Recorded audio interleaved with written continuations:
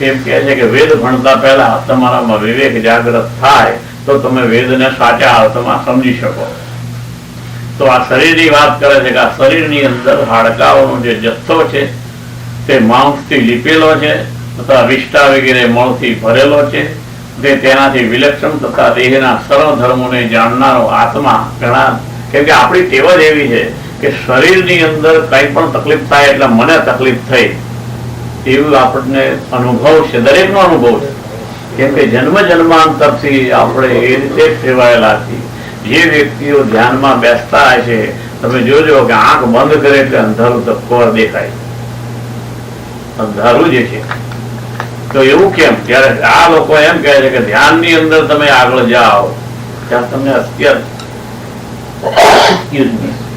એટલો બધો પ્રકાશ, અત્યંત કરોડો સૂર્યનો પ્રકાશ છે અને આંખ આપણે બંધ કરીએ છીએ તો આપણને અંધારું દેખાય છે. તો કે જે પ્રયત્ન કરો લાંબો સમય થશે એટલે તમને પ્રકાશ દેખાશે.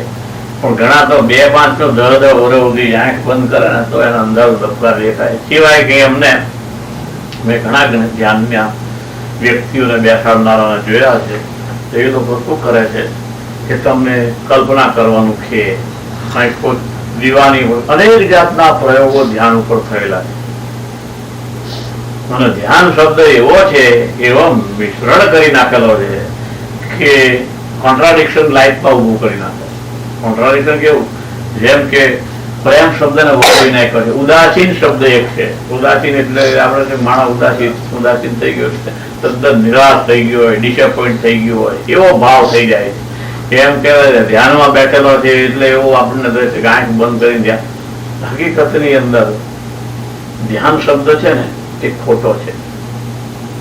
ધ્યાન આપણે કહે ધ્યાન રાખીને કામ કરવાનું એમાંય વાપરીએ છીએ આપણે.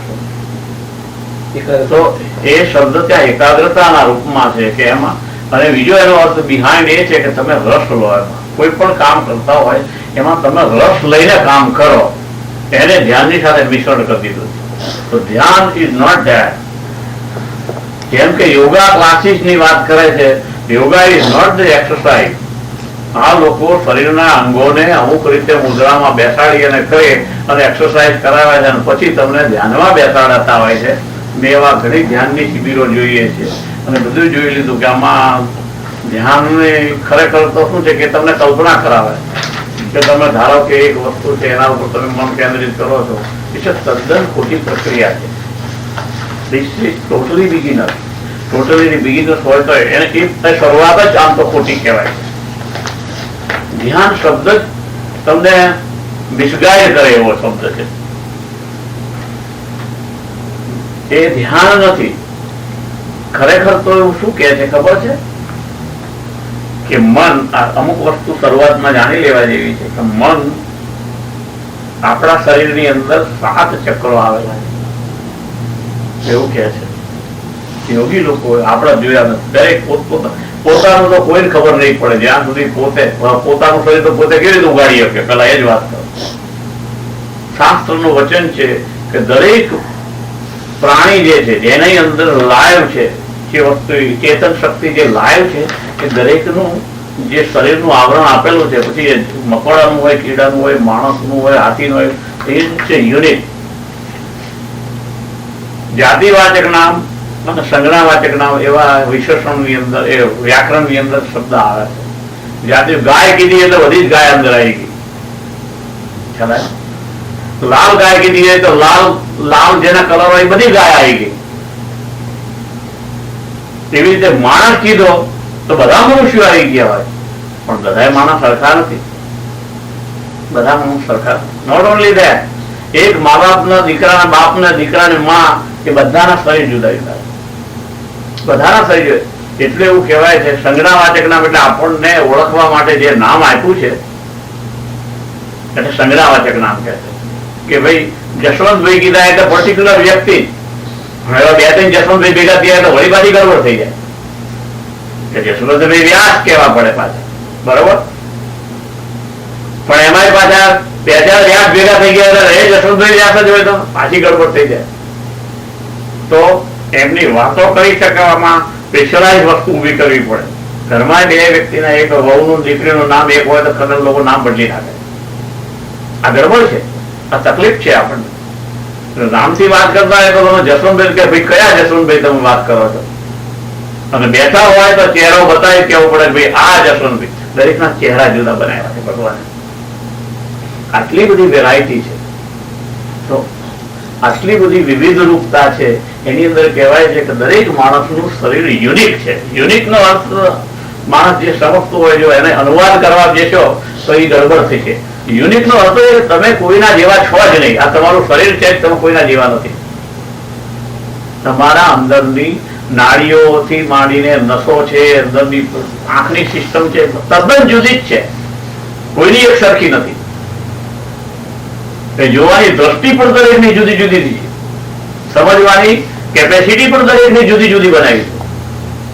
તો આ જે 7 ચક્ર બતાવ્યા છે, યોગી લોકોએ કીધું છે કે એ લોકોએ જે શબ્દમાં મૂક્યું, એ શબ્દ જયારે શરૂ થઈ જાય ત્યારે સમજવું કે તમે જાતે જ્યાં સુધી અનુભવ ન કરો ત્યાં સુધી એ તમારું માહિતી જ્ઞાન અધૂરું છે.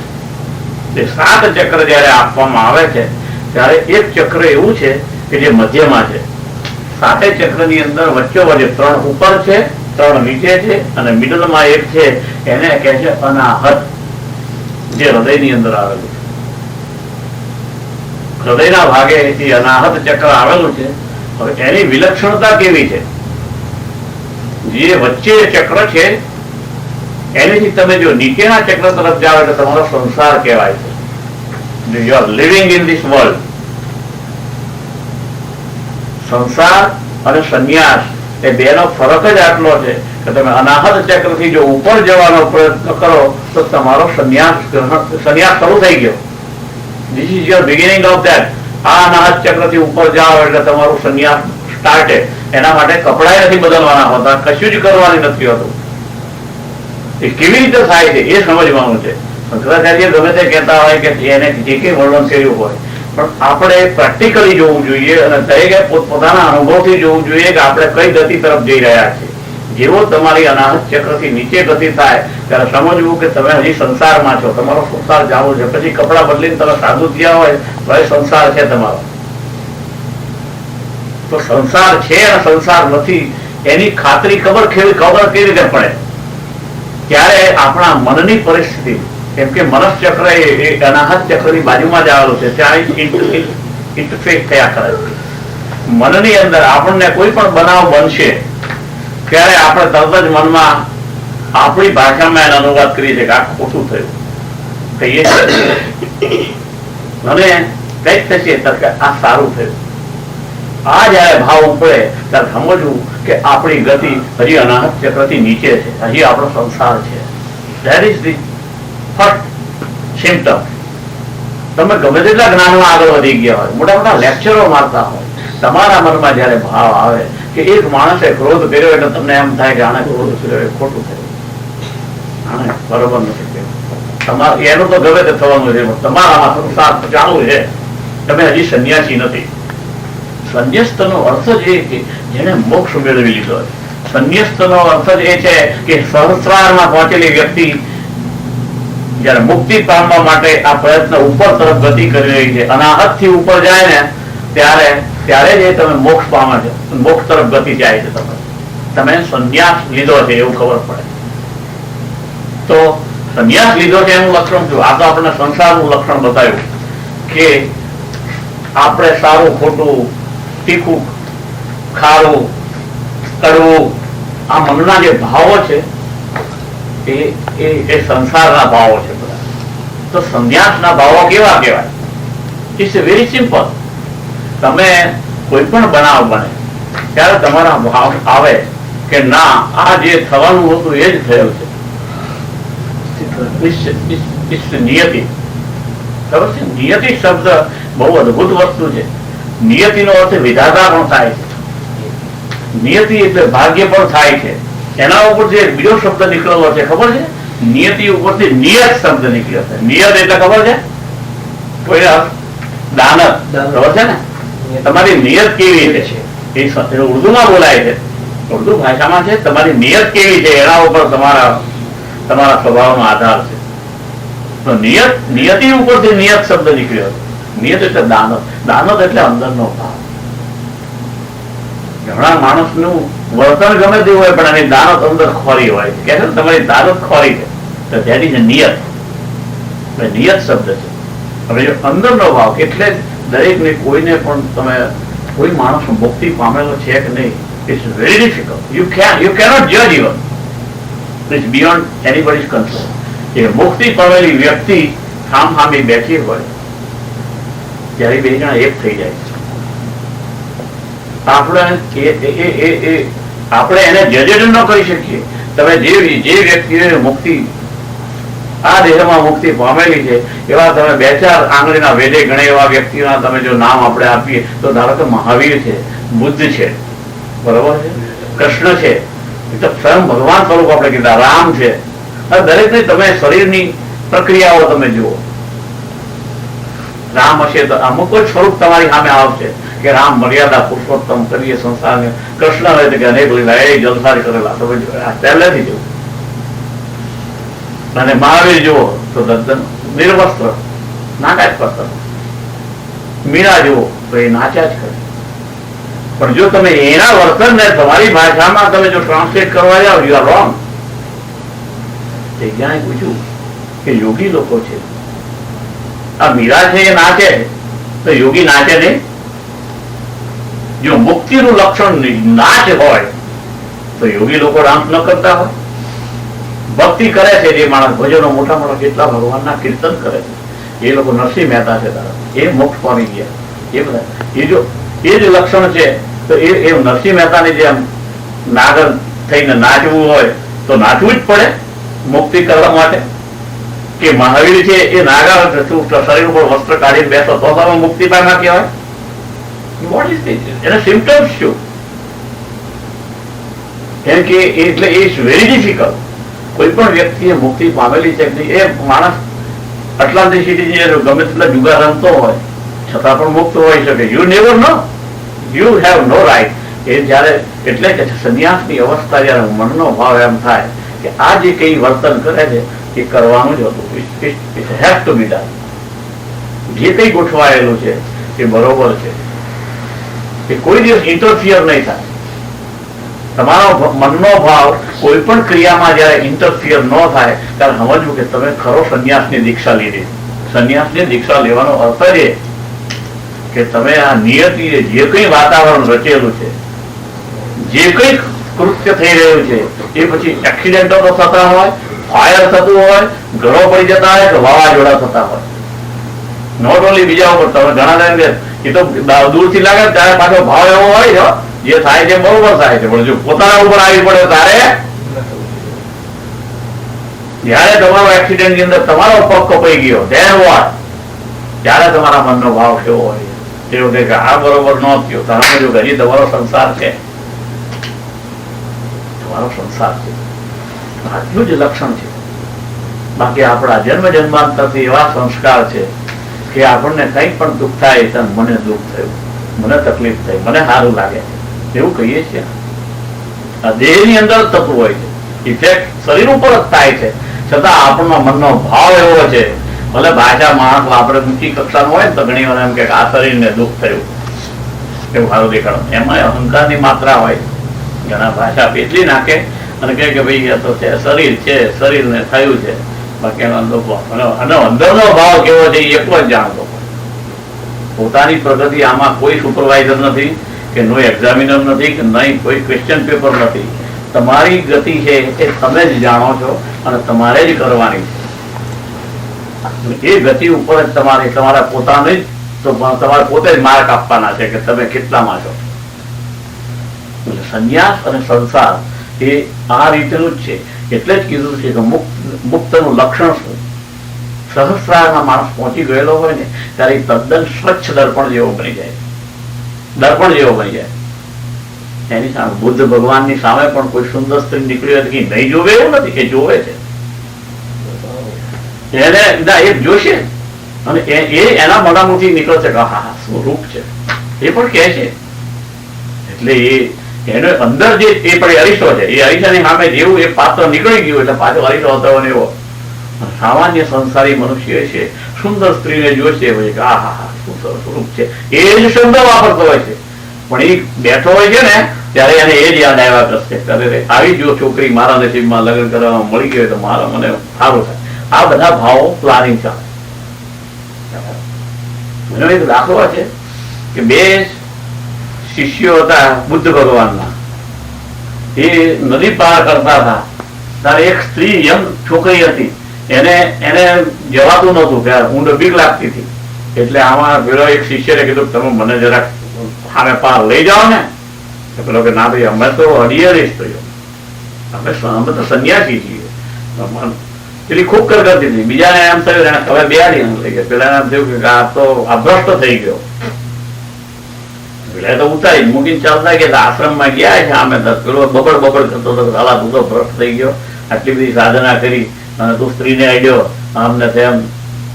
પેલા એ કીધું કે ભાઈ બીજી વાત સાચી, હું તો ક્યારું એને મૂકીને આવ્યો કાંઠે, તમે હજી ઉપાડીને ચાલો છો.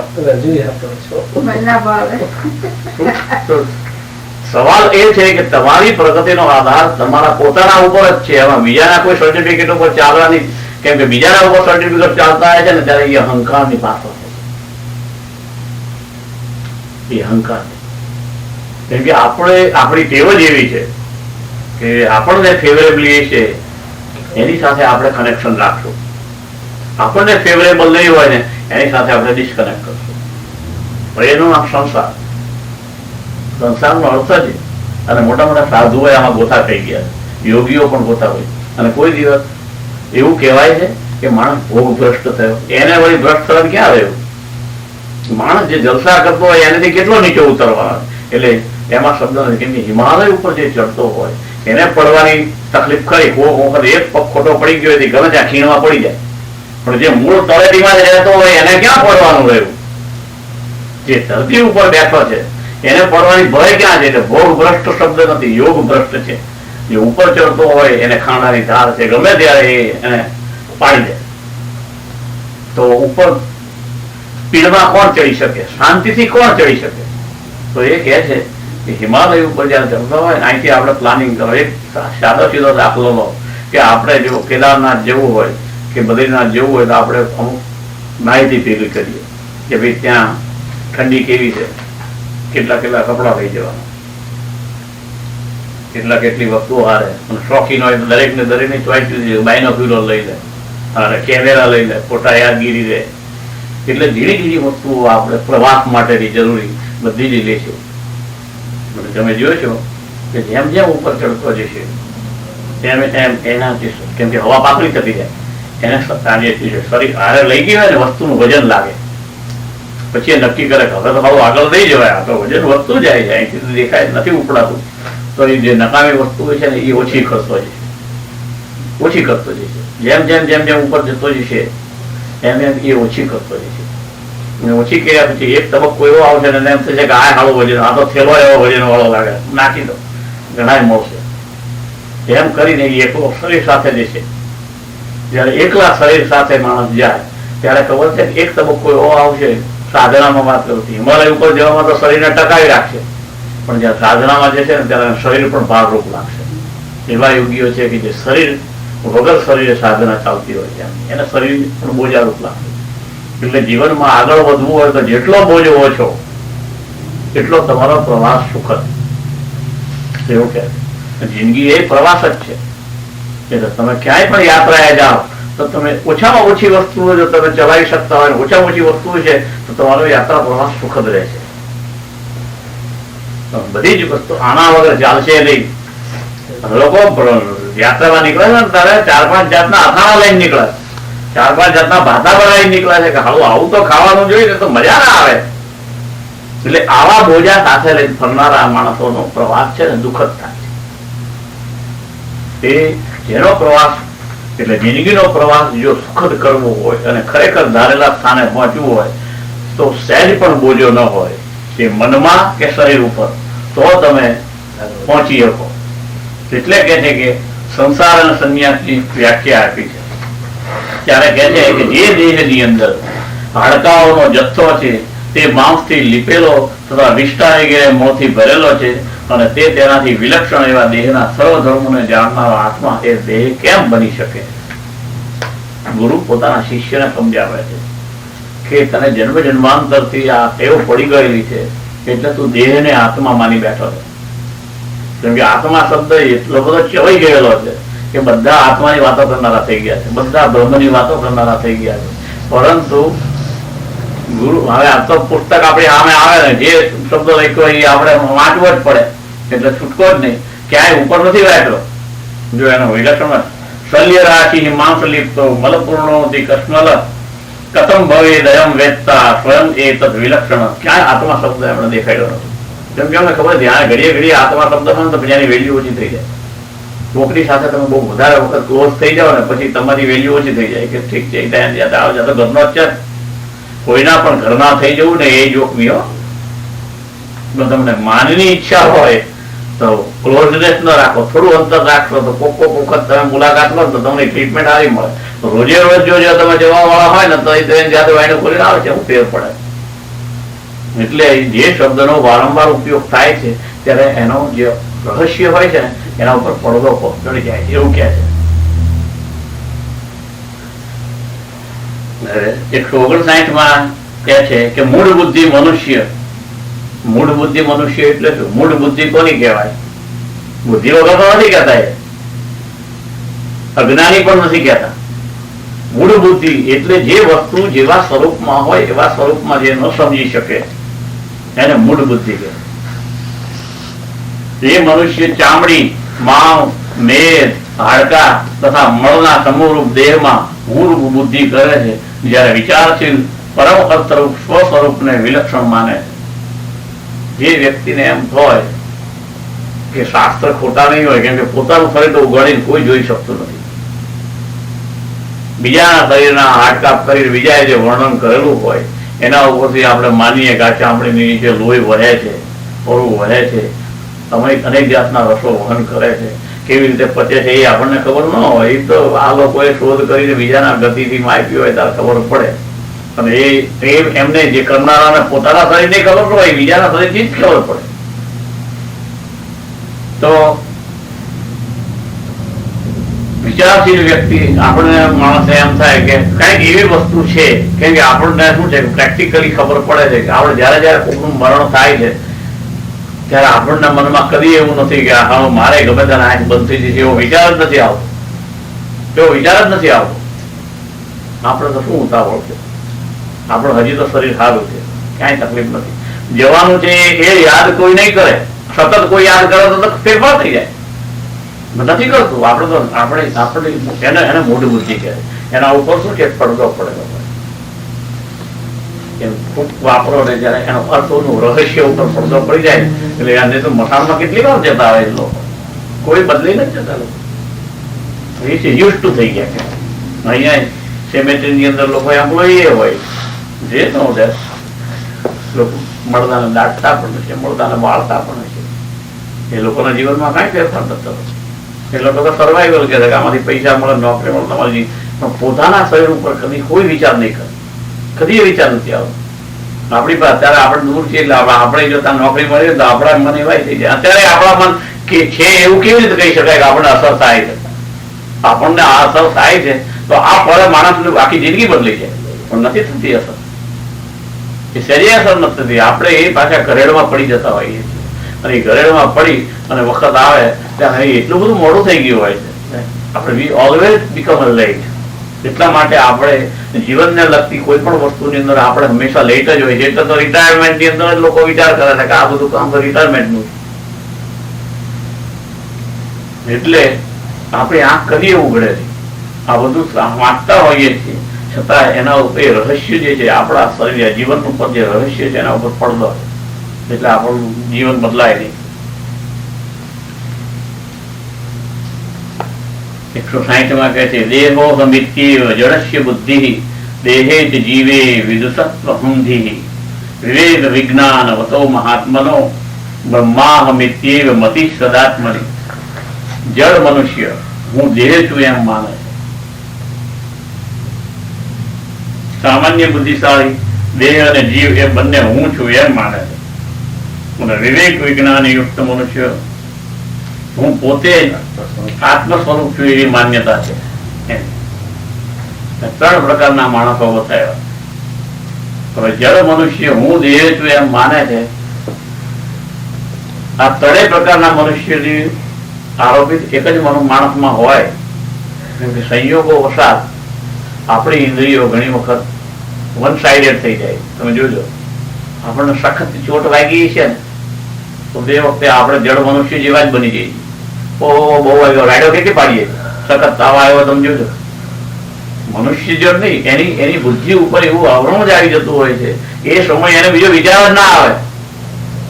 સખત પીડા થતી છે તો કોઈ ભગવાનનું ભજન કરવાનું ચાલતું હોય છે ત્યાં બેહી નહીં શકે. નથી ભાઈ કરવું, મને અત્યારે કઈક દવા આપો, મારા શરીરમાં સારું થાય એવું કઈક કરો, મને તો ગમતું નથી, ક્યાંય હું ગમતું નથી, પીડા એટલી બધી થાય છે. પૂછો ને, દાંતની પીડા શરૂ થઈ ગયેલી છે, મને કશું કરવું ગમે નહીં. તો જળ મનુષ્ય આખી લાઈફ માણસ જળ મનુષ્ય નથી રહેતો હોતો. શંકરાચાર્ય એવી વ્યાસ નથી કરતા. એમ કે છે તમારા એક જ જીવનની અંદર અનેક પ્રકારની એવી અવસ્થાઓ આવે છે કે આવા પ્રકારની બુદ્ધિ તમારી થઈ જાય છે, જળ થઈ જાય. કેમ કે જયારે પીડા થાય ત્યારે તે વખતે એમ થાય કે આ શરીર જ સર્વસ્વ છે, એમ લાગે શરીર જ સર્વસ્વ છે. એ વખતે બધી જ્ઞાને હવા થઈ જાય, ખવાય નહીં, ઉભા ન થવાય કરે. ત્યારે એમાં આ શરીરને સાચવવા માટે પણ એ વખતે એવો વિચાર ન આવે કે આ શરીરની અંદર બેઠેલો છે એને તો કશું નથી, આ બે જુદું છે, એવું કઈ ના આવે. કે બધું જ્ઞાન હોય ને તે વખતે હવા થઈ જાય. આ પેલું આ કરો કઈ બીજા 5 ને મુશ્કેલી મૂકી દે, ખાજા હારાને ચિંતા કરાવડાવે એવી પરિસ્થિતિ થઈ જાય. ખબર? એ જળ બુદ્ધિ, એને એવી પ્રકારની બુદ્ધિ છે જળ બુદ્ધિ કહે છે. જળ બુદ્ધિ ખોટી છે કે સારી છે એવું ક્યાંય શંકરાચાર્ય નથી કહેતા. એ થાય જ છે, એમ ઇટ્સ છે નેચરલ. કે અમુક અવસ્થાની અંદર તમારી બુદ્ધિ જળ થઈ જાય છે ત્યારે એમ જ માને છે કે આ દેહ છે એ જ સંપૂર્ણ છે, એને ક્યાંય તકલીફ ન થવી જોઈએ. તો બધા સંબંધ બંધ થઈ જાય છે જળબુદ્ધિ ની અંદર. જળબુદ્ધિ ની અંદર બધા સંબંધો બંધ થઈ જાય છે. એનો જાણીતો ઉપનિષદનો દાખલો છે. એક વાંદરી પાણીની અંદર એના બચ્ચાને લઈને પડી ગઈ છે તો પાણી વધતું જ જતું હતું કે છે. બધા કોઈ જાણ્યું છે ત્યારે એને બચ્ચાને બચાવવા માટે ઊંચું લઈ રાખ્યું. એને પાણી હજી વધતું જ જતું પોતાના અહીં સુધી આવી ગયું, બચ્ચાને ઊંચું લીધું અને જેવું અહીંયા પાણી આવવાનું થયું એટલે બચ્ચાને નીચે મૂકી દીધું, પોતે હું બોલવાનો ટ્રાય કર્યો. એ મનુષ્યની જળ બુદ્ધિનો દાખલો કે તે વખતે સંબંધ જતો રહે. કોઈ પણ પ્રકારના સંબંધ દેહથી પર છે કેમ કે તે વખતે કુદરતી જ્ઞાન થઈ જાય છે. કયું જ્ઞાન થાય છે ખબર છે? કે આ દુનિયામાં જયારે આપણો જન્મ નહોતો થયો ત્યારે આપણા કોઈ સંબંધી હતા નહીં, કોઈ કાકા બાપા મા બાપ કોઈ નહોતું. આ શરીર માના પેટમાંથી બહાર આવ્યો, માના પેટમાં જયારે આવ્યું ને ત્યારે એને અંદર ખબર નથી કે અમારી મા મને અહીંયા ઉછેરે છે, મારા હું બહાર નીકળીશ પછી મારા બાપા આવે છે, મારા ભાઈઓ હોય છે, એની કાંઈ એવું નથી હોતું. એ બહાર નીકળ્યા પછી જેવા સંબંધ છે. એટલા માટે એના મૂળ રૂપની અંદર એ દેખાડે છે કે મનુષ્ય પોતાના દેહ કરતા બીજા બધા સંબંધને નીચા ગણે છે. મોટા મોટો સંબંધ પોતાનો દેહની સાથે છે. આ હશે તો આ મા બાપ ને કાકા મામા બધા હશે, એ નહીં હોય તો એ બધા કોઈ સંબંધ કામના નથી. એટલા માટે જયારે જીવ બચાવવાનો વખત આવે ત્યારે સ્વયં પોતે પોતાના ઉપર જ છે. એટલા માટે દેહના દુઃખ દેહે જ ભોગવવા પડે, બીજા કોઈ લઈ શકતું નથી. એનું કારણ કુદરતની વ્યવસ્થા એવી છે. તદુપરાંત ઘણા એવું હોય છે, એક કુટુંબની અંદર મોટું સંયુક્ત કુટુંબ હતું, એના ડોળા 80-82 વર્ષના, એને આંખે મોતિયો આવી ગયો. એને કીધું કે ભાઈ તમે મોતિયો ઉતરાઈ લો, આંખે દેખાય, કઈ ખબર પડે ભાઈ હવે મારે આ ઉંમરે મોતિયાની હું જરૂર કાંઈ હોય મારા છોકરાને ટોટલ એને 34 આંખ ગણાવી. 17 જણા હતા અને 18મો. કારણ કે આટલા બધા સેવા બધા સેવા કરે અને બધા કરતા એ વડીલ હતો. હવે મારે તો કે હવે મરવાનું હોય એને વળી આટલા ખર્ચા ખોટા કરવાની જરૂર છે. મારી બધી સગવડો સજોઈ રહે, મારે શું જરૂર? યાદ રાખજો કે તમે જો શરીરના અંગ ઉપાંગોને તમે સાચવશો નહીં તો એક વખત એવો આવશે કે જયારે કોઈ નહીં હોય તમારું, તમારે જ ભોગવવું પડે. કેમ કે કોઈ ક્ષણની ખાતરી નથી. હમણાં દાખલો જોયો, કોઈ ક્ષણની ખાતરી, કેટલા ઉમંગની અંદર કામકાજ ચાલતું હોય છે, એક ક્ષણમાં પાજી પણ થઈ ગઈ. આ તો નજર આવે, આ તો જે માણસ આપણા જાણવામાં આવે, ભલે આપણે એટલા બધું જેટલું દુઃખ એના મા બાપને એને થતું હોય એટલું આપણને ન થતું હોય, પણ એને આપણને બોધ તો આપે છે કે વિચારજો, it can happen in your life too. ઘરમાંથી ગમે ત્યારે સ્ટેપ આઉટ કર્યા પછી તમારે ઘરની અંદર પણ ક્યારે શું થાય છે યુ નેવર નો. આ પરિસ્થિતિમાં પેલા એવું ના પાડી દીધી કે 52 વર્ષના માણસને કહેવાય મોતિયાની શું જરૂર છે, ન ઉતરાયો. અને વિધિન 72 અવર્સની અંદર ઘરમાં લાગી આગ. હવે આગનું કે નક્કી છે ક્યારે લાગે એ 34 આંખો પહેલા બહાર નીકળી ગઈ. પેલો હું પાડતો રહ્યો ત્યારે એને જ્ઞાન થયું કે 4 દાડા પહેલા મને કીધું હતું કે મોતી ઉતરે આંખે નીકળે તો હું પેલો દોડતો બહાર નીકળી જાત. 34 આંખો હતી કે બધા પોતે બહાર નીકળી ગયા ઘરની, અને એ જીવ બાળતો મર્યો કે આ આંખ મારી હોત તો હું તરત જ મારા પગ ઉઠી બહાર જતી જાત. એટલે યાદ રાખજો કે કોઈના ઉપર તમે, મને જીવન છે ડિપેન્ડન્ટ છે, પણ તમે જ્યાં સુધી જેટલું ઓછામાં ઓછું તમારા શરીરનું તમે ધ્યાન રાખશો એટલી તમને સાધનામાં, એટલે જ કહું છું રાહત ચક્રથી ઉપર જવામાં સરળતા રહે, એટલા માટે શરીરને સાચવવું જોઈએ.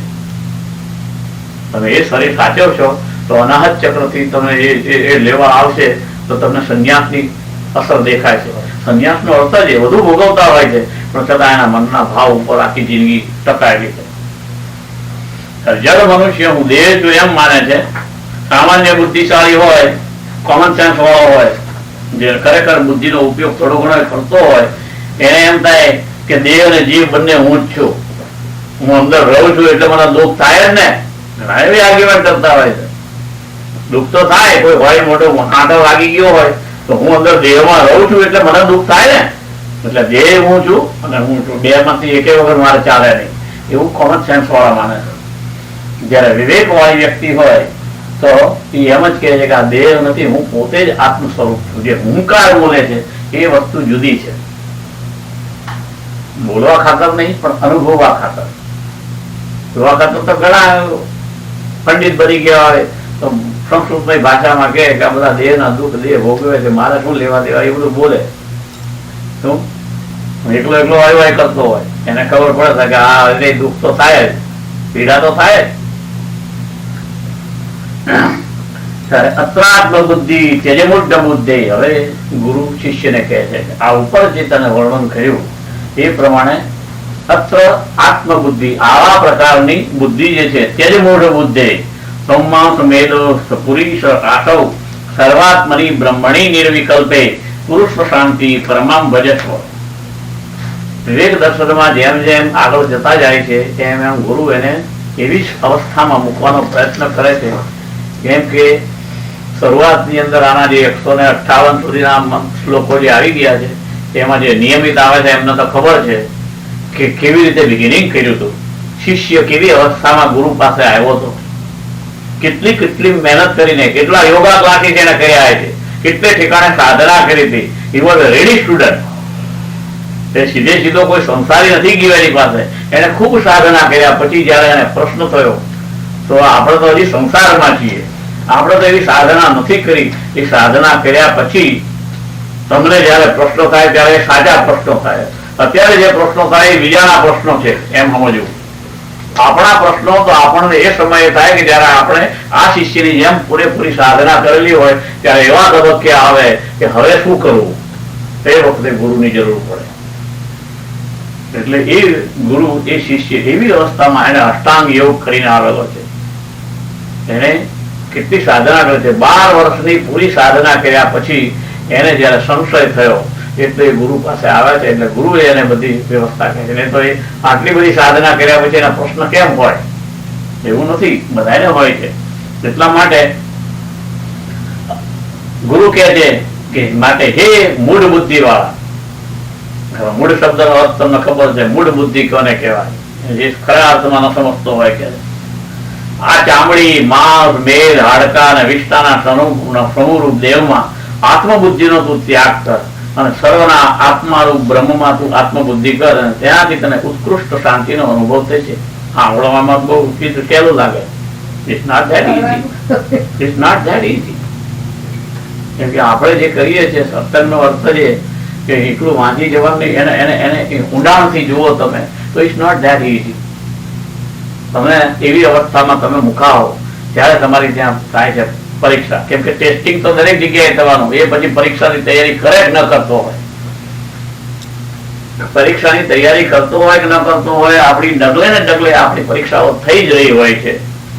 આપણાની અંદર ક્રોધ, લોભ, મોહ, મદ બધા જે માત્રામાં ગુણો છે એની ટેસ્ટિંગ તો ચડાવે કે તમને સાધના કર્યા પછી તમે એમ કહો કે ક્રોધ આવી ગયા પછી કોક વખત તમને ખ્યાલ આવે કે મેં ક્રોધ કર્યો એવો તમને ખ્યાલ કોક વાર આવી જાય, પણ તમે નાબૂદ નથી કરી શકતા. કેમ કે એ તો જડાયેલો છે મનની સાથે. એટલે તમે નથી કરતા એવું નહીં. અને ઘણી વખત કરી નાખ્યા પછી તમે પસ્તાવો કરો તો એનો અર્થ નથી. પસ્તાવાનો અર્થ ગયો કરી નાખ્યા પછી એના ઉપર લીપણ કરવું. પસ્તાવામાંથી તમે બીજી વાર ક્રોધ ન કરો તો તમારામાં ફેરફાર થયો છે કે તમારી સાધનાએ કંઈક ફળ આપ્યું છે. પણ જો પસ્તાવો કર્યા પછી ક્રોધ આ નહોતું મારે બોલવા જેવું, અને પાછો એવો જ પ્રસંગ કંઈક આવેલું બને ફરતી ક્રોધ થઈ જાય તો એ જે પસ્તાવા છે ને એ બધા લીપણ કહેવાય છે. એવું કહેવાય. દેહેન્દ્રિયાદા વસતી ભ્રમોદિતામ વિદ્વાન હંતા ન જહાતિ યાવત તાવન્ન તસ્યાતિ વિમુક્તિ વાર્તા યસ્તેષ વેદાંત નયાંતદર્શી. વેદાંતના સિદ્ધાંતને જાણનારો પંડિત પણ મિથ્યા દેહ અને ઇન્દ્રિયોમાં ભ્રાંતિથી થયેલા હું પણ જ્યાં સુધી ત્યાગ કરતો નથી ત્યાં સુધી તે મોક્ષને પ્રાપ્ત કરી શકતો નથી. એટલે આ જે શ્લોક છે એ આપણને ક્યાંક બેકગ્રાઉન્ડ ની અંદર ક્યાંક સંકેત આપે છે. એ સંકેત એવો આપે છે કે તમે તટસ્થ બુદ્ધિ વાળા હોય, મૂળ બુદ્ધિ વાળા ન હોય તો તમારા સંપર્કમાં આવતી કોઈ પણ વ્યક્તિને એની વાણી, વિચાર, વર્તન, કપડા એનાથી કોઈ દિવસ ભરમાતા નહીં. કોઈ દિવસ ભરમાતા નહીં. Never submit yourself. Never submit yourself. તમે એની સાથે રહો. જો મોકો મળે તો તમે એની સાથે રહ્યો. રહ્યા પછી એને એના જે વાઇબ્રેશન્સ છે ને એનાથી તમારા શરીરમાં કુદરતી જ ફેરફાર દેખાય. એના વાઇબ્રેશન્સથી એના સાનિધ્યમાં તમને જયારે શાંતિ પ્રાપ્ત થાય ત્યારે સમજવું કે એનાથી તમારો ઉદ્ધાર શું થાય.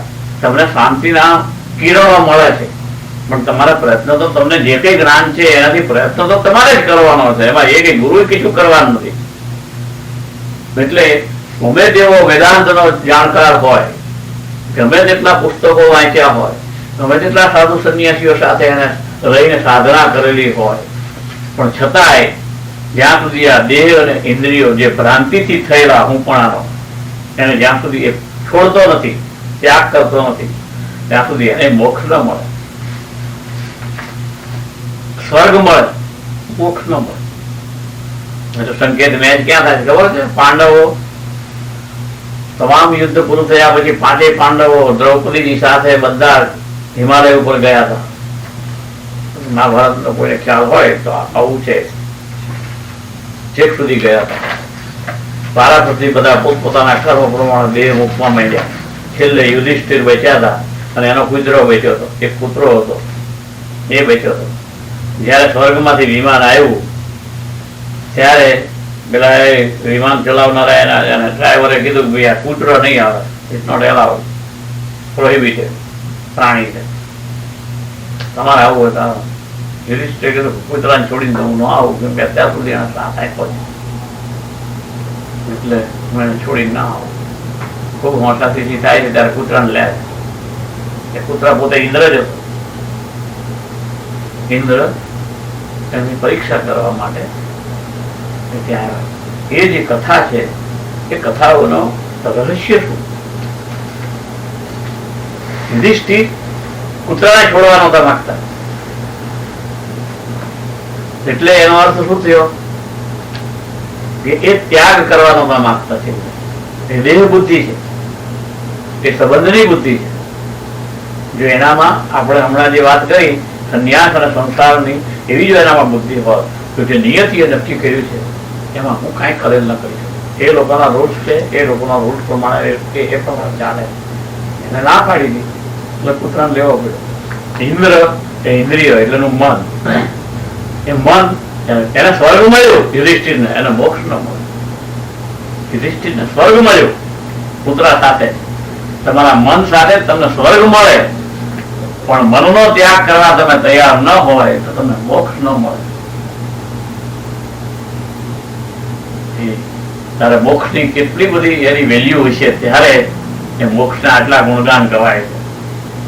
આટલું બધું છોડવા, જયારે સ્વર્ગ છોડવાની તૈયારી હોય, એના સ્વર્ગમાં નથી આવે, કૂતરો ન જોયું. મનને જયારે તમે છોડવા તૈયાર હોય ત્યારે તમને મોક્ષ મળે, નહીં તો સ્વર્ગ મળે. સ્વર્ગ ના નર્ક આ બધા દ્વંદ્વ એવા છે. સ્વર્ગ ના નર્ક એ સંસારનો જ એક ભાગ છે. કેમ કે એક ભોગવું એટલે ખૂટે એટલે પાછા તમારા નરકમાં તો આવવું જ પડે. ત્યાં સુધી એ મોક્ષ પ્રાપ્ત કરી શકતો નથી. છાયા શરીરે પ્રતિબિંબ ગાત્રે સ્વપ્ન દેહે રનિકલ્પતાંગે યથાત્મ બુદ્ધિ તવનાસ્તિ કાંચી જીવત શરીરે તથૈવ માસ્તુ.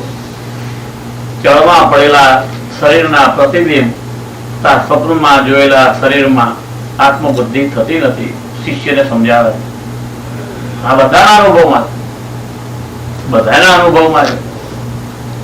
આપણે જાણીએ છીએ પાણીની અંદર આપણે જયારે ડોકું કરીએ, આપણું જે પ્રતિબિંબ પડે છે, અંદર છાયા પડે છે, આપણે કોઈ દિવસ એમ નથી માનતા કે હું છું અંદર. કોઈ દિવસ માનીએ છીએ હું પાણીમાંથી દેખાઉં છું, હું તો બહાર છું, પેલું મારું પ્રતિબિંબ છે. એ બુદ્ધિ છે આપણામાં. તો શિષ્યને કહે છે કે you don't know how to match it. આપણને ઘણું જ્ઞાન છે, આપણને એપ્લાય કરતા નથી આવડતું. તમે જો એપ્લાય કરતા આવડે તો તમારા જીવનમાં ઘણો ફેરફાર થઈ જાય. આપણા જીવનના રોજે રોજના બનાવમાં ઘણા એવા બનાવો મળી જાય, તમને અંદરથી ઝલક આપ્યા જ કરતું હોય છે. તો you never try to match it. Never try to match it. આપણે ચોખ્ખું જોઈએ છીએ કે પાણીમાં આપણે જયારે આપણે મોડું જોઈએ છીએ તો આપણને ખબર છે કે આ હું નથી. સ્વપ્નની અંદર પણ જયારે જોઈએ છીએ, જયારે આંખ ખુલે છે ત્યારે આપણે એના સ્વપ્ન જ કહીએ છીએ. એમાં હું હતો એ હું તો જોયું, એ તો મેં સ્વપ્ન જોયું એમ કીધું ને. મને સ્વપ્ન આવ્યું હતું એમ કીધું. હું સ્વપ્નમાં હતો એવું નથી કહેતા કે મેં બધું ભોઈ ગયું નથી. એનું એ તો સ્વપ્ન હતું, હું નહોતો. આપણને તદ્દન જ ફેરફાર થઈ જાય. અને ઘણા સંકેતો આપે છે. તમે જોજો, ઊંઘ ઉડી ગયા પછી આપણને સપનું જ લાગે છે ને. ઊંઘ નથી ઉડી ત્યાં સુધી આપણને સ્વપ્નમાં આ બધું જ ભોગવતા હોય એવું લાગે. જેવી આંખ ખુલી જાય છે ત્યારે સ્વપ્ન જ દેખાય છે. તો એ સંકેત છે કે તમારી ઘણા પ્રકારની ઊંઘ છે. એ જયારે ઊંઘ ઉડશે ત્યારે તમને એ જ લાગશે કે આ બધું સ્વપ્નું જ હતું. અનાહત ચક્રથી જેવા તમે ઉપર જવા માંડો એટલે આપોઆપ તમારી કેટલીક ઊંઘ ઓટોમેટિક ઉડવા માંડે. કેટલાક બનાવો તમારી સામે બનતા જાય અને તમને તરત જ ખબર પડે કે ના, આમાં મારે કાંઈ લેવા દેવા નથી. Whatever happened, happened. I have nothing to do with it. Whatever is going to happen, let it happen. I'm not involved with all those things. But એ વખતે જે આય છે ને એ સંન્યાસી આય છે. ઇંગ્લિશની અંદર તમે જયારે કહ્યું ગમે ત્યારે બનશે કે બની રહ્યું છે, એમાં મારે કાંઈ લેવા દેવા નથી. જેમાં અહંકાર જે અહંકાર છે એ અહંકાર સંન્યાસીનો અહંકાર તો જુદો છે. એ અહંકાર જયારે તમને આજ્ઞા ચક્રવર્તી આવશે ત્યારે તમને એ વેદનો જે વાક્ય છે અહમ બ્રહ્માસ્મિ એનો તમને અનુભવ કરાવે. ત્યારે વાતોમાં તે વખતે સ્વયંમાં તમને ખ્યાલ આવે. આજ્ઞા ચક્ર ઉપર આવે માણસ ત્યારે, કેમ કે વિશુદ્ધિમાંથી પસાર થઈ જાય ત્યારે એને ખબર પડે કે ખરેખર અહમ બ્રહ્માસ્મિ એ અહંકાર આય માતા. જેવો અહીંથી ઉપર જાય એટલે તદ્દન એના અહંકાર એ સમગ્ર આખી સૃષ્ટિનો પાલન ઈશ્વર બની જાય છે. પોતે જ ઈશ્વર છે એને એમ જ લાગે કે આ હું જ છું. આટલું બધું આ ચક્રોની અંદરની પરિસ્થિતિ તમે એની એક એક ગાંઠ પૂછતી જાય ને આજ્ઞા ચક્રની જયારે ગાંઠમાંથી બંધનમાંથી નીકળે ત્યારે એને ખબર પડે કે આ બધા વેદના વાક્યનું અર્થ શું? તત્વમસી વિશુદ્ધિમાં આવે એટલે પ્રજ્ઞાનમ આનંદમ બ્રહ્મ. એટલો બધો આનંદ થાય. વિશુદ્ધિ ચક્રથી જયારે ગાંઠ તૂટે ને, લાઈફ આપણે ગમે તે ચક્રમાં ફેરફાર થતી હોય છે, એના ઝલક બતાવતી જ હોય છે, પણ એની ગાંઠ છોડી અને એ ચક્રમાં જયારે સ્થિરતા આવે ત્યારે એ સૂક્ષ્મ ચક્રની અંદર તમને એટલો ખબર પડે કે પ્રજ્ઞાનમ આનંદમ બ્રહ્મ. કેમ કે બધી ઠેકાણે બીજા બધી આપણા યોગીઓ સિવાયના આપણને તો વારસામાં બધી મળેલી છે, પણ સુખ દુઃખ એ પશ્ચિમનો શબ્દ છે. હેપીનેસ અનહેપીનેસ. આપણા શાસ્ત્રકારોએ યોગીઓએ ત્રીજો શબ્દ શોધી કાઢ્યો, આનંદ. સુખ દુઃખ એ જુદી વસ્તુ છે, આનંદ એ જુદી વસ્તુ છે. સાધુ અસાધુ આપણે ત્રીજો શબ્દ શોધ્યો, સંત. સંત એ વસ્તુ જ જુદી છે. સાધુ એટલે સજ્જન માણસ, એટલે ઘણા હોય છે. કેમ કે સાધુ છે એ વખત આવે અસાધુ થવાય થઈ શકે, સંત કોઈ દિવસ અસાધુ નહીં થાય. જે સજ્જન માણસ છે ને મોકો મળશે દુર્જન થવાની શક્યતા ખરી. સારા માણસને ડાકુ બનાવી દેનારા દુનિયા છે, એવા છે, એ શક્યતા ખરી. પણ ડાકુ સાધુ થઈ શકે છે. ઘણાના જીવન પરિવર્તન થઈ ગયા છે, એ લોકોની લાઈફ ચેન્જ થઈ ગઈ છે. જેને જિંદગીમાં અનેક કાળા કર્મ કરેલા છે એ માણસ પણ એકદમ સજ્જન સદગુણ ધારણ કરી શકે છે. સંત ત્રીજું આવ્યો એ બંનેથી પર જે થઈ જાય એનું નામ સંત. સાધુ પણ નહીં, અસાધુ પણ નહીં, સુખે નહીં ને દુઃખ નહીં, ત્યારે એને આનંદ મળે છે. એ પ્રજ્ઞાનમ આનંદમ એ વિશુદ્ધિ ચક્ર ઉપર આવે અને આજ્ઞા ચક્ર ઉપર આવે એટલે અહમ બ્રહ્મા. એવો સહસ્ત્રારમાં જાય ત્યારે એને એ અનાહત નો નાદ કહેવાય છે. ખબર છે? એ અનાહત નો નાદ અહીં કાનમાંથી કહેવાય છે, બ્રહ્મનાદ સંભળાય છે. એ અનાહત નો નાદ ઉપર એને સતત ગુંજારો કરે કે આ તું જ છું, બીજું કોઈ નથી. તત્વમસી એ એને સહસ્ત્રારમાં ખબર પડે.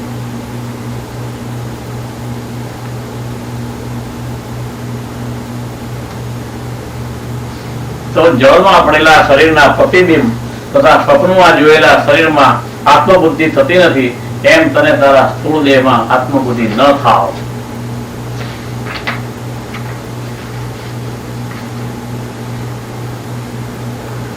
દેહાત્મ ધીરેવ નૃણામ સિદ્ધિયામ જન્માદિ દુઃખમ પ્રભવસ્ય બીજમ યશત તતત્વમ જહિતામ પ્રયત્નાત ત્યક્તેષુ ચિત્તેન પુનર્ભવાશા. ખોટામાં પ્રેમ કરનારા મનુષ્યોની દેહમાં આત્મબુદ્ધિ થાય છે. તે જ જન્માદી દુઃખોની ઉત્પત્તિનું બીજ છે, અને જ્યાં બીજ છે ત્યાં અંકુર હશે, તૂટ્યા વગર રહે નહીં. તેથી તું સમજણપૂર્વક તેને છોડી દે. ચિત્તમાંથી દેહાત્મ બુદ્ધિનો નાશ થતા ફરીથી સંસારમાં સંભવ નહીં રહે. આપણે ઘણી વખત સત્યનારાયણની કથા કરાવડાવીએ છીએ, સાંભળીએ છીએ. સત્યનારાયણ ભગવાન એ સત્ય, એ જ ભગવાન છે. ત્યારે કોઈ એમ કે હવે મને સત્ય સમજાઈ ગયું, it's a wrong sentence. Okay, it's a wrong language. આપણે ઘણી વાર ભાષામાં ખોટું આપણે ભાષાનો સારો ઉપયોગ કરતા જ નથી. આપણે સમજાઈ જાય એટલે બસ થઈ ગયું. પણ કોઈ એમ કે મને સત્ય સમજાયું, ઇટ્સ અ રોંગ સેન્ટેન્સ. જે સમજ શબ્દ છે ને, ઇટ સેલ્ફ ઇઝ અ સત્ય. ઇટ સેલ્ફ ઇઝ અ સત્ય. સત્યને સમજાય નહીં, વિભાવ નથી ત્યાં. સત્ય સમજાય જ નહીં. તમે એમ કહો મને સમજ પડી, એનો અર્થ છે કે તમે યુ ગાટ ધ ટ્રુથ. એટલે એક બીજું નામ છે એ સત્યનારાયણ છે ને, સમજ નારાયણ. પણ એ શબ્દ કઢંગો લાગે છે એટલે સત્યનારાયણ મૂકી દીધો. કોઈ સમજ નારાયણ ની કથા નથી કરતો, સત્યનારાયણ ની કથા કરે. સત્ય એ તમારામાં અન્ડરસ્ટેન્ડિંગ, ધેટ ઇઝ સત્ય. અને અન્ડરસ્ટેન્ડિંગ ની વ્યાખ્યા હોય જ નહીં, તમે અંદર જ સમજો. પણ that is the true thing. એટલે ભગવાન જે તમને અન્ડરસ્ટેન્ડિંગ છે ને, એ itself is a God. Itself is a God. એટલે કે છે કે ખોટામાં પ્રેમ કરનારા મનુષ્યોની દેહમાં આત્મબુદ્ધિ થાય છે, એ જ જન્માની દુઃખોની ઉત્પત્તિનું બીજ છે. તેથી તું સમજણપૂર્વક, જ્યાં શબ્દ વાપરે છે, દેહાત્મ ધીરેવ નૃણામ જન્માદિ દુઃખમ પ્રરોષ્ય બીજમ યતસ્ત, એટલા માટે તતત્વમ જહિતા પ્રયત્ના, જહિતા એટલે સમજણ પૂર્વક, ત્યક્તેતુ ચિત્તેન પુનર્ભવાશા. તો એવું જો તારો દેહાત્મ બુદ્ધિનો નાશ થાય તો ફરીથી તારા સંસારનો સંભવ રહે નહીં. સંસાર અને સંન્યાસ આપણે આગળ કહી દીધું, તો શેનો સંભવ ન રહે? એનો અર્થ એવો નથી કે આપણે જન્મ ધારણ ન કરાય. સંસારનો સંભવ રહે નહીં એનો અર્થ એવો આપણે દેહ ધારણ ન કરાય, આ જલસા બાકાને જતા રહે છે એવું નહીં. યુ ડુ ઇટ એવરીથિંગ, પણ તમારામાંથી સંસાર જતો રહે છે. આજે દુઃખ સુખ છે એ તમારી લાઈફમાં કરે, કોઈ પણ વસ્તુ તમને દ્વંદ્વ છે એ લાગુ નહીં પડે જો આ રીતે દેહ બુદ્ધિનો નાશ કરતા આવડે તો. પણ ઇટ્સ વેરી હાર્ડ. બહારની કોઈ પણ વસ્તુ માટે તમે થઈને દેહાત્મ બુદ્ધિનો તમે ત્યાગ કરવામાં તમને સહેલું બહુ અઘરું નહીં પડે. તમે પ્રયત્ન કરશો, સાધના થોડી કરેલી છે તો ઘણી વાર તમે કંઈક નુકસાન થઈ ગયું, ચાલો પૈસા, તો તમારામાં થોડીક સાધના છે, તમને એમ થશે કઈ આપણા નસીબમાં જે થવાનું તે થઈ ગયું. યુ હેવ સમ કોન્સોલેશન અને you survive at that time. એમાં દેહાત્મ બુદ્ધિનો તમે ત્યાગ કરવામાં બહુ ઈઝી પડે. પગ કપાઈ ગયો જે પીડા થતી હોય ને એમાં દેહાત્મ બુદ્ધિ નથી, વેરી ડિફિકલ્ટ, વેરી ડિફિકલ્ટ. આપણા શરીરથી ક્લોઝમાં ક્લોઝ વસ્તુ છે, એ ક્લોઝમાં ક્લોઝ છે એટલે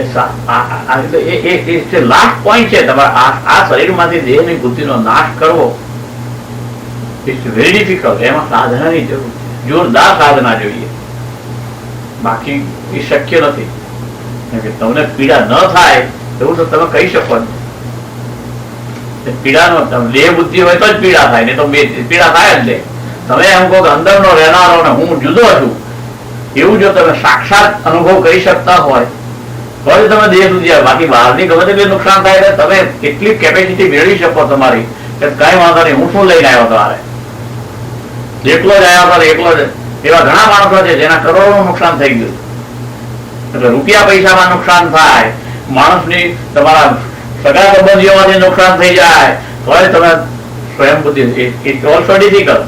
તમારી પોતાની પત્નીનો જયારે શરીર છૂટી જાય ત્યારે તમને જે દુઃખ થાય એ પણ એ દેહાત્મ બુદ્ધિથી થોડુંક અઘરું છે. તો તમે નરસિંહ મહેતા જેવા કે ભરું થયું ભાંગી શું એવા નીકળે, એવાય નીકળે. પણ તમે સખત મળતાય ન હોય, જીવતાય ન હોય ને સતત પીડામાં જયારે કંસાયેલા હોય ત્યારે તમે એમ ધારણા કરો કે હું નથી, it's very difficult. Practically it's very difficult. અશક્ય નથી, શક્ય છે, પણ એના માટે ઊંચી સાધનાની જરૂર પડે. તમે સતત દુખાવો થતો હોય, માથું ચડ્યું હોય, આ છે તે છે, એને તમે સહન કરો કે હું નથી, તે જો પ્રગટ થઈ જાય અને એના ઉપર જો પ્રયત્ન થાય તો ઇટ્સ ડેરિંગ. હકીકત છે કે તમારા શરીરમાં ક્યાંય પણ ગમે તેવો રોગ હોય ને તો તમને દુઃખ નહીં થાય. It's last stage. કારણ કેમ કે પતિ પત્ની કે પૈસા છે ને એ આ શરીર બહાર આવ્યા પછીના જ છે ને, એટલે આપણે અલગ લાગે છે. મારા શરીરમાં ગમે તેટલું તમે આપણા પત્ની ને છોકરા દુઃખ થતું હોય છે તો તમે હું તો લાગણી બતાવી દવા આપજો, ડોક્ટર ભાઈ જો કરો છો તમે જાણતા હોય ડોસી વૈજા કરશો, આ ફાકો ના ફાકો, પણ તમે જીવ વાયા કરશો એટલું જ. પણ તમે એટલું બધું દુઃખ નહીં થાય કે તમને પોતાને એવું થયું હોય તારે તો ડિફરન્ટ. કેમ કે એ બધા સંબંધો બહારના અને દેહ સાથેના સંબંધો જન્મ જન્માંતર ના જાય. એક જ શરીર નતું, તમે અનેક દેહમાં એવી રીતે દુઃખ ભોગી ભોગી ભોગી ભોગી ભોગીને આવ્યા છે. અને એટલા માણસને એક મોકો આવે છે એમ થાય છે કે આમાંથી છૂટવું ક્યારે. એ છૂટવા માટે તમને સુખનો તો આભાસ હોય છે. આપણને એટલા માટે સુખનો આભાસ આપી આપીને તમને લેટ કરાવડાવે છે. સતત દુઃખ હશે ને એ વહેલો છૂટી જાય છે. પણ આપણને થોડું સુખ, થોડું દુઃખ, થોડું સુખ, થોડું દુઃખ. થોડા છોકરા કીધું ન માનતો હોય, વળી સેટ થઈ જાય, બધી લાઈફમાં વાઈફ નો બરોબર અનુકૂળ હોય, વળી પાછા થોડા વખત પછી તમને એ વાલ કરતી થઈ જાય નથી હાલો ચાલે લાઈફ હવે હારું હમણાં હારું. શરીરમાં એવું થાય છે, કાયમની રોગ રહેતો જ નથી. જોજો કાયમ નથી. તમને માથું દુખતું છે તો આખી જિંદગી માથું નથી દુખ્યા કરતું, દુખ્યા તારા તમને તકલીફ થાય છે, પાછું હરકું થાય છે, હવે સારું લાગે, હવે સારું લાગે છે એટલે તમારી life on and on and on and on and થાય છે. જન્મ પણ એવી રીતે જ ચાલ્યા કરે છે. દરેક શરીર દુખા અને યુઝ ટુ ઇટ, તમે યુઝ ટુ ઇટ થઈ જાવ. તમને એમ લાગે છે કે આમ ખાણનો કીડો છે એને કેટલો દુઃખી છે, એને પૂછો તો એને કહે કે આમાં તો મજા છે યાર, આવી મજા તો ક્યાં છે? Because you are use to it. દુઃખથી યુઝ ટુ થઈ જવું, અને દુઃખ પડે ત્યારે એ કલ્પના કરવી કે આમાંથી છૂટીએ ક્યારે, અને પાછું સુખ આવે એટલે વળી પાછો પડદો પડી જાય. એટલે તમારી ગતિ અપડાઉન અપડાઉન. એટલે ક્યારે જે થાય ખબર છે? હું ઘણી વાર દાખલો આપું છું. આપણને એમ થાય કે આપણી સાધના ઘણી ચાલી રહી છે, ઘણી ચાલી રહી, ઓહો આપણે તો કેટલે બધા પહોંચી ગયા, પણ એક જ સીડી ઉપર 4 પગથિયા ચડ્યા, 2 ઉતર્યા, 5 ચડ્યા, પાછા 4 ઉતર્યા, હવે ઉપર નીચે એ જ સીડી ઉપર તમે ચાલ્યા કરો. હજી ટોપ પર્સન તો જોયો જ નથી, ટોપ પર્સન જોયો જ નથી. જેને અત્યંત દુઃખ પડે એના જેવો નસીબદાર કોઈ નહીં. નોટ ઓનલી ધી બોડી, તમામ પ્રકારના. અને જેને સતત દેહના દુઃખ હોય ને એને તો બહુ ઉત્તમ, એ વેવા છૂટે, એને અંદરથી ઘૂંટાય ત્યારે એ જો એ વિચારશીલ હોવો જોઈએ. જો યુઝ ટુ થઈ જાય ને, કેન્સરના માણસો યુઝ ટુ થઈ જાય કે અમે 6 મહિને જીવવાનું, જે જલસા કરી લો. એ તો કોને ખબર છે? એટલે સપ્તાહ બતાવ્યું છે, ભાગવત સપ્તાહ વ્યાય છે, ખબર છે? કોનામાં વ્યાય છે? જન્મે જય વાળાના નસીબમાં હોય. 7 દિવસોમાં મોક્ષ મેળવવાની જને કે હવે મને 7 દંશ આપવા આવવાનો છે 7 દિવસ પછી. એનામાં જે પરિવર્તન થઈ ગયું કે 7 દિવસમાં એની કેટલી સાધના પ્રગટ થઈ ગઈ છે તારે. નહીં તો એમ થાય કે 7 દાડામાં ખવાય એટલું ખાઈ લો, 7 દાડા તો મરવાનું જ છે. એ પરિસ્થિતિ થઈ જાય. એ 7 દાડામાં એવાને મોક્ષ મળી જાય, સ્વદેહે મોક્ષ મળી જાય. આ દેહાત્મ બુદ્ધિ છે. એટલે આપણે એમ માનીએ કે આપણે ઊંચા છીએ કે નીચા છીએ એવું નથી. કેમ કે છાણ નાખીને કે માછલીઓને ખાય છે ત્યારે કે આ લોકોની લાઈફ કેવી, માછલી નહીં પડી ન હોય. કેમ કે માછલીને જેવી કાઢે ને તર પડે ને એટલે એમાંથી તરત જ તત્વો હોય ઉડી જાય, એના શરીરને જ ખાય. જીવતી માછલીઓને મોઢામાં નાખે છે ને નાના તત્વો પેલું નીકળી જાય. ગરોળી જોઈએ છે, ગરોળીને પૂંછડી તૂટી ગઈ છે તો પૂંછડી આમ થશે, પણ એની જે સેન્સ બુદ્ધિ હોય છે એ જતી રહે. તમને અનકોન્શિયસ બનાવીને તમારા શરીરના ગમે તેટલા ભાગ કરી નાખે તમને ખબર ન પડે. એ જે સેન્સ છે કે છે, સેન્સ નો અર્થ ચેતન શક્તિ. એ જે ચેતન શક્તિ તરત જ નીકળી જાય. જળ તત્વની અંદર રહેનારા જે વ્યક્તિઓ છે એ જળમાં રહેતા હોય ને, જેવા જળથી વિયોગ થાય ને ત્યારે આ લોકોની સિસ્ટમ હોવી જોઈએ. I am not use to know that basic information. પણ જળમાંથી કાઢ્યા પછી અમુક ટાઈમ કે કલાક 2 કલાક એ તરત ત્યાં કાંઠા ઉપર નથી ખાતા હોય તો એ કેટલો સમય લાગે છે. પણ કહેવાય છે કે તમે જે તત્વની અંદર વેરી ક્લોઝ હોય એ તત્વથી જયારે વિયોગ થાય ને ત્યારે અંદરની જે ચેતન તત્વ છે ને એ તત્વ નીકળી જાય, દેખાય આમ સક્ષમ. એ તો એનો આભાસ, જેમ સુખ દુઃખ નો આભાસ છે એમ ચેતન શક્તિનો આભાસ હોય છે. એટલા માટે મારી તો આટલા માંસાહારીઓ છે, કુદરત છોડે નહીં કોઈ. એટલે જયારે જેને જે ખોરાક ખાવાની, સિંહ વાઘ બધા હરણિયા ખાઈ જાય, એ એના કર્મ પ્રમાણે જેવો એને તરાપ મારે ત્યારે એના કર્મની જે પીડા છે ને એને સર્ટન ટાઈમ લિમિટમાં આપી દે. માછલીની હોય તો માછલીને, કોઈને પણ જયારે જીવ જવાનો કોઈનું તમારું ખૂન કરતા હોય ત્યારે ખૂન કરવાના વખતમાં તમને આખી જિંદગીનો ચાલુ જિંદગીનો ચિતાર આપી દે. 5 મિનિટ જબકારો થઈ જાય તો અંદરથી ચેતન તત્વ એ પાછું નીકળી અને બીજા શરીરમાં પ્રયત્ન કરતું હોય છે. આમ ઓન એન્ડ ઓન કરવાના કારણે આપણને દેહ બુદ્ધિ એટલી નજીક આવી ગઈ છે. અને એ આ બધા કર્યા છે કે આંખ બંધ કરો એટલે અંધારું જ લાગે, કેમ કે આપણે બહારનું બધું જોવા વાળા થઈ ગયા. કોઈ દિવસ ભીતર ઉતરવાનો પ્રયત્ન કર્યો નથી. કેમ કે અનહત્ય પ્રયત્ન તો આમ કહેવાય ઉપર જવાની વાત આવે છે. જયારે આંખ બંધ કરીને ધ્યાનની અંદર ભીતર પ્રવેશ કરવાનો છે, ભીતર પ્રવેશ કરવો હોય ને તો ત્યારે પહેલા આખી સીડીને નીચે ઉતરી જવી પડે. અંદરથી આખી સીડી છે તમે મૂલાધારથી શરૂ કરો ત્યારે ત્યાંથી પગથિયા ચડતા હોય છે. તમારો અહીંથી અહીં સુધીનો બધો સંસાર તાદ્રશ્ય અંદર થાય છે. અંદર થયા પછી જયારે તમે આગળ વધવાનો પ્રયત્ન કરો તો તમારો સંન્યાસનો તબક્કો શરૂ થાય અનાહતથી ઉપર. કર્મેન્દ્રિયૈ પંચભી રંજિતોયમ પ્રાણો ભવેત પ્રાણમયસ્તુ કોશઃ येनात्मवानन् मयोन्न पूर्णः प्रवर्ततेषो सकल क्रियासु. 5 કર્મેન્દ્રિયથી યુક્ત એવો જે પ્રાણ તે પ્રાણમય કોષ કહેવાય.